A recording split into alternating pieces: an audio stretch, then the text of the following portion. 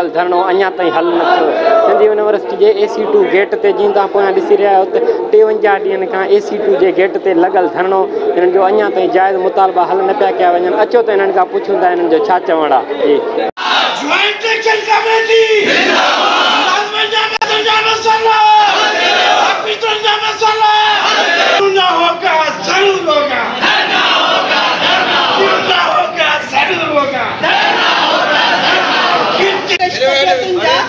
असांजे सरकश तबियतुनि जा मिज़ाज साॻिया मटिया किथे आहिनि। कदम वधिया हा जे मंज़िलुनि ॾे अञा बि ॾिसे हटिया मुंहिंजा सभई क़ाबिल एतिराम उस्ताद ऑफिसर ऐं मुलाज़िम मुंहिंजा भाइरो मुंहिंजा साथियो मुंहिंजा उस्ताद असांजे सिविल सोसाइटीअ जा जेके अॻुवान अॼु कई आया आहिनि कामरेड ताज मरी साहब कामरेड एजाज़ मरी साहब इन्हनि सभिनी खे मां सिविल सोसाइटी अॻुवाननि खे हिते भलीकार चवां थी। अॼु असांजे हिन जुमेरात जो 53 ॾींहं आहे ऐं हिन 53 ॾींहं जे नतीजे में असांजे नतीजे ते पहुता आहियूं। इहो नतीजो इहो आहे त मां गौर करे रही हुअसि वाइस चांसलर जॾहिं हिन असां वटि हिते आयो त वाइस चांसलर वारो दास्तान नज़र आयो त चनेसर वञी अम्मा खां पुछी अचां। सो चनेसर जो किरदारु जेको आहे पंहिंजी माउ खां पुछण इंतिहाई क़ाबिल एतिराम ॻाल्हि आहे। पर इहा ॻाल्हि इहो ॿुधाए थी त उहो फ़र्द जेको उन ते वेठो आहे कुर्सीअ ते वेठो आहे जेका हिकिड़ी बहितरीन माउ हूंदी आहे हुनजी उहा तरबियत कंदी आहे त हू फ़ैसिलो करे सघे। त इहा निशानी असां तय कयो आहे त वाइस चांसलर हाउस जे साम्हूं रोड ते असां सभु गॾु थींदासीं ऐं धरणो हणंदासीं। असां क्लास सभु उते ई वठंदासीं उस्ताद जेके आहिनि ऐं उन खां पोइ असां हिन खां बाबुल इस्लाम गेट खां निकिरी इंडस हाईवे खां मार्च करे फ्री ईंदासीं अला माए काज़े जे मज़ार ताईं एतिजाजी मार्च कंदासीं। छो त असांजा ही मुतालबा जाइज़ आहिनि। असां मुसलसल वाइस चांसलर खे चई रहिया आहियूं त मामला हल करे, पर अगरि हू हल करण में नाकाम वेंदो त पुरअमन तौर ते असां पंहिंजो एतिजाजी अमल जारी रखंदासीं।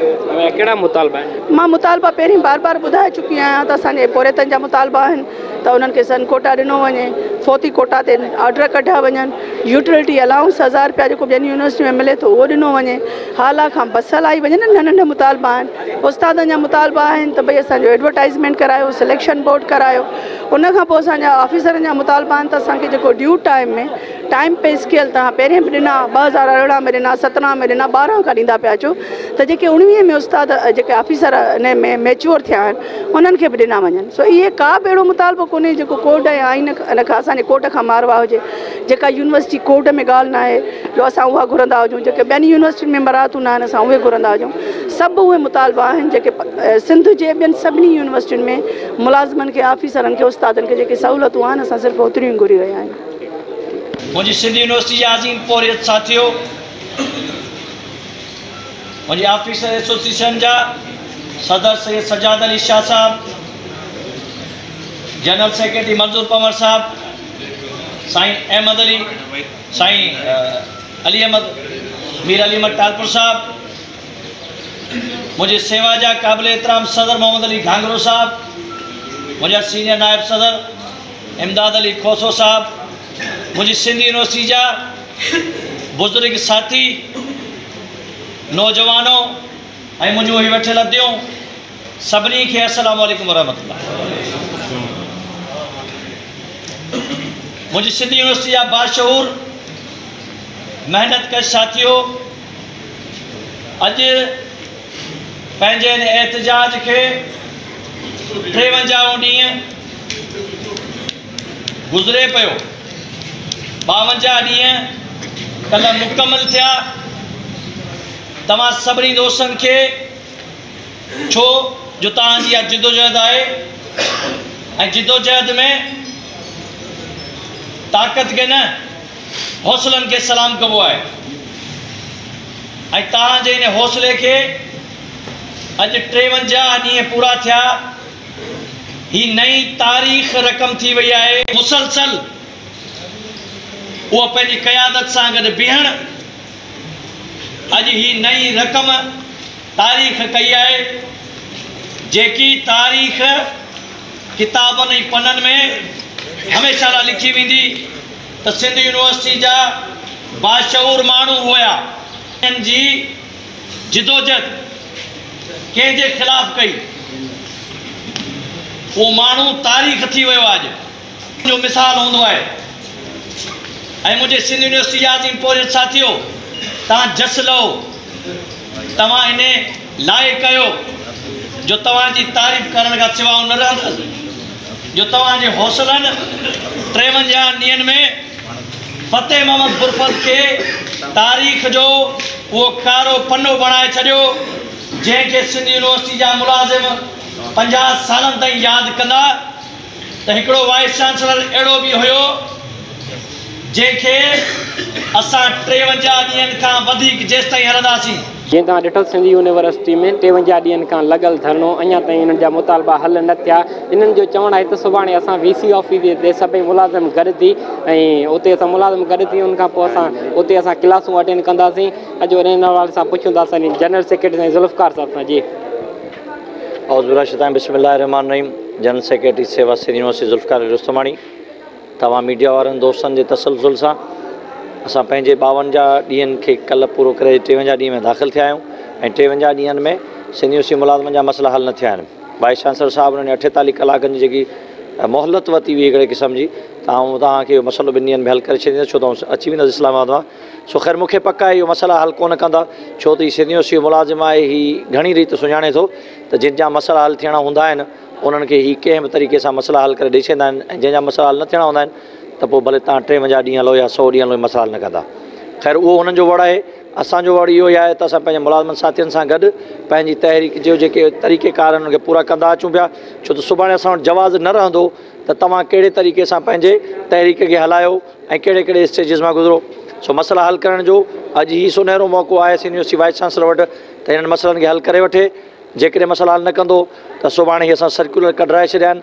असां पंहिंजे मुलाज़िम साथियुनि में हीउ सर्कुलर विरहाईंदासीं ऐं उन्हनि मुलाज़िम साथियुनि खे इन शइ ते बावर कराईंदासीं त जीअं त हीअ इंतिज़ामिया जंहिं 53 ॾींहंनि में मसइला तव्हांखे न ॾिना आहिनि, लॻे बि ईअं थो त हीअ मसइला कोन ॾींदा।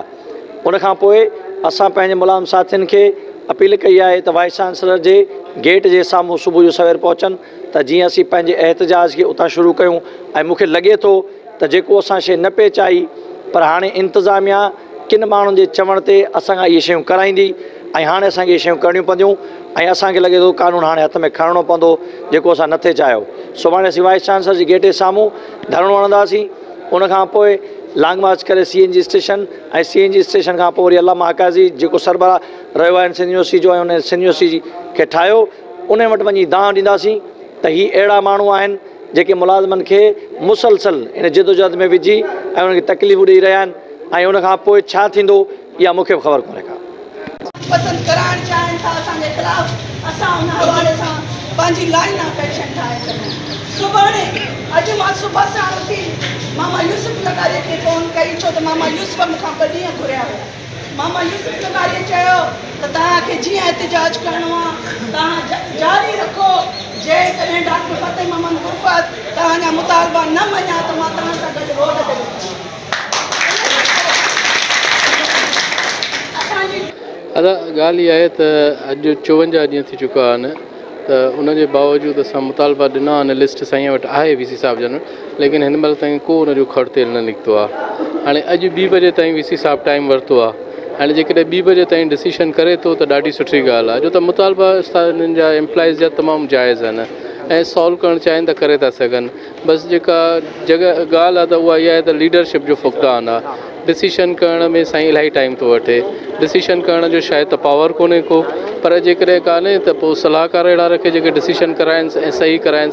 असां साईं खे इहो ई चवंदासीं त महिरबानी करे जेके मुतालबा आहिनि उहे मञो ऐं यूनिवर्सिटी खे ऐं मामलनि खे इंतिशार जे तरफ़ न वठी वञो। महिरबानी। असांखे अॼु 53 ॾींहं थी चुका आहिनि, पर असांखे का बि मोट कोन मिली आहे। अॼु बि असांजा साॻा ई मसइला रहिया पिया आहिनि। असांजो मेन मसइलो रिटायर कोटा आहे, असांजो सपोर्टिंग अलाउंस आहे, असांजा जेके ठेकेदारी निज़ाम आहे उनखे वापसि उन्हनि खे करिणो आहे, असांखे माना ख़तमु करे ऐं असांखे वापसि उहा पोज़ीशन ॾियो। ऐं उन खां सवाइ ग्रेटनि जो इशू आहे, कंप्यूटर ऑपरेटरनि खां वठी लेबॉरेटरी असिस्टेंट, असांजा सेमिनार लाइब्रेरियन, असांजा अकाउंट्स असिस्टेंट ऐं रिसेप्शनिस्ट क्लार्क ऐं असांजा असांजे क्लार्कनि जी सीनाटी जो मसइलो आहे, अलाउंसिस जा मसइला आहिनि, इहे सभु मसइला रहिया पिया आहिनि। हिननि को बि मसइलो हल कोन कयो आहे ऐं उन जे करे ही सिर्फ़ु रुॻो मज़ाक़ूं पिया था कनि। अॼु 2 बजे ताईं हिननि असांखे टाइम ॾिनो आहे, 2 बजे खां पोइ असां पंहिंजो राय अमल ठाहियो आहे। असां सुभाणे VC हाउस जे साम्हूं गॾु थींदासीं ऐं पोइ हाईवे ते वञी असां उतां पोइ वरी असां वापसि पंहिंजे अलामा जे मज़ार ते ईंदासीं ऐं उनखे दाह ॾींदासीं त बाबा तोखां पोइ हिन जेके सीटुनि ते वेठा ऐवाननि में जेके सरबराह वेठा आहिनि उन्हनि असां सां नाजाइज़ी कई आहे। ऐं सुभाणे असां वॾे पैमाने ते गॾु थींदासीं ऐं धरणो भरंदासीं ऐं असां हाईवे ते मार्च बि कंदासीं। सिंधी यूनिवर्सिटी जे 53 ॾींहंनि खां लॻल धरणो ऐं हिननि जा मुतालबा हल न थिया। हिननि जो चवणु आहे त असांखां वाइस चांसलर 2 ॾींहंनि जो मोहलत घुरियो, उहो अॼु 2 बजे ताईं असांखे ॿुधाए त बहितर आहे। न त इन खां अलावा असां वाइस चांसलर ते उनजो घेरा कंदासीं ऐं उनखां पोइ बि जे असांजा मुतालबा हल न थींदा त असां बाईपास बंदि कंदासीं। कैमरामैन महबूब अली जमाली सां गॾु रिपोर्टर मज़र अली जमाली, सोच TV जामशोरो जी।